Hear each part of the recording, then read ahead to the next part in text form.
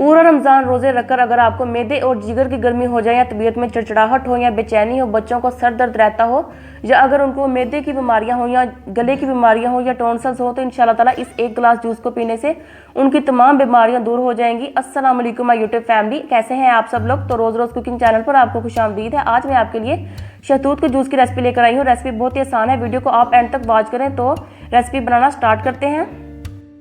तो मज़ेदार सा शहतूत का जूस बनाने के लिए हम सबसे पहले ग्राइंडर में डालेंगे 1 कप भरकर शहतूत।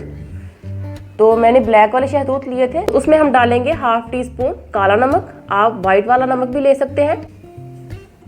तो काले नमक से आपको हाजमा भी आ जाएगा। तो यहाँ मैंने लिया है जीरा। जीरे को मैंने रोस्ट कर लिया था तकरीबन 1 मिनट के लिए तवे पर डालकर।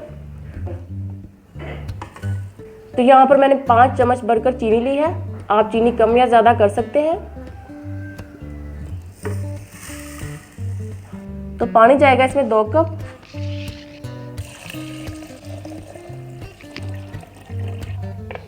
तो अब हम इसको ग्राइंड कर लेंगे।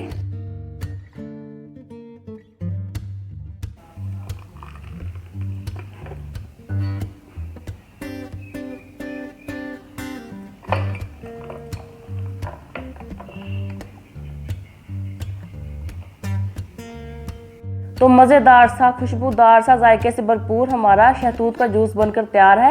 इंशाल्लाह ताला इस एक गिलास को पीने से आपके जिगर की गर्मी, मैदे की गर्मी दूर हो जाएगी।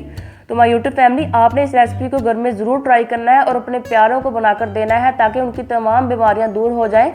तो इंशाल्लाह ताला उनको बड़ा अफाका होगा। तो इसी के साथ माय यूट्यूब फैमिली, अगर आपको मेरी ये रेसिपी अच्छी लगी हो तो प्लीज़ मेरे चैनल को सब्सक्राइब कर दीजिए। इसी के साथ अल्लाह हाफिज़ एंड टेक केयर।